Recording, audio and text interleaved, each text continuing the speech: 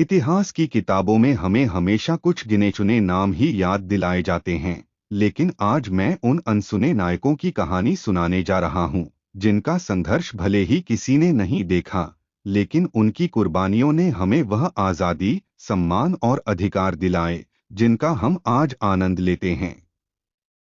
खुदीराम बोस, सबसे कम उम्र का बलिदानी।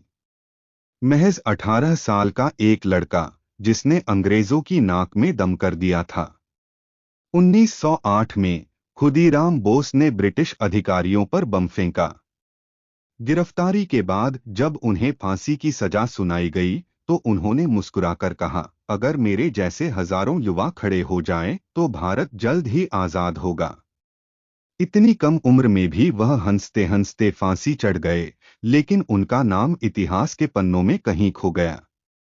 बेगम हजरत महल, अंग्रेजों से टक्कर लेने वाली रानी। जब 1857 की क्रांति हुई, तो लखनऊ की बेगम हजरत महल ने अपने बेटे के साथ अंग्रेजों के खिलाफ मोर्चा खोला। उन्होंने अपनी सेना बनाई, खुद युद्ध में हिस्सा लिया और आखिरी दम तक लड़ती रहीं।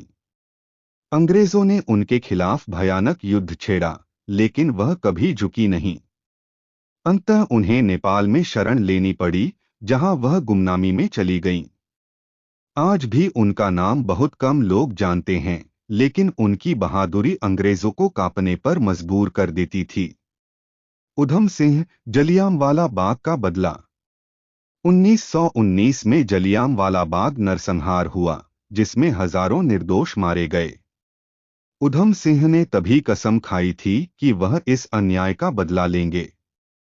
21 साल बाद 1940 में उन्होंने लंदन जाकर उस हत्यारे जनरल डायर को गोलियों से भून दिया, जिसने जलियांवाला बाग में मौत का तांडव मचाया था। उनका बलिदान देश के लिए था, लेकिन उनकी कहानी को ज्यादा प्रचार नहीं मिला। टाइगर मेहदी हसन, गुमनाम स्वतंत्रता सेनानी। भारत की आजादी के लिए कई गुप्तचरों ने भी अपनी जान दांव पर लगाई थी। मेहदी हसन ऐसे ही एक जासूस थे, जिन्होंने ब्रिटिश खुफिया एजेंसियों को धोखा देकर आजादी की लड़ाई को अंदर से मजबूत किया। वह लगातार अंग्रेजों की गुप्त सूचनाएं क्रांतिकारियों तक पहुंचाते रहे, लेकिन इतिहास ने उन्हें वह स्थान नहीं दिया जिसके वह हकदार थे। आज जब हम अपने जीवन में व्यस्त हैं, हमें यह याद रखना चाहिए कि हमारी आजादी, हमारा सम्मान और हमारे अधिकार हमें यूं ही नहीं मिले। यह उन गुमनाम नायकों की देन है, जिन्होंने अपना सर्वस्व त्याग दिया, लेकिन बदले में नाम तक नहीं मांगा। जननायक वे नहीं होते जिनके नाम किताबों में लिखे जाते हैं।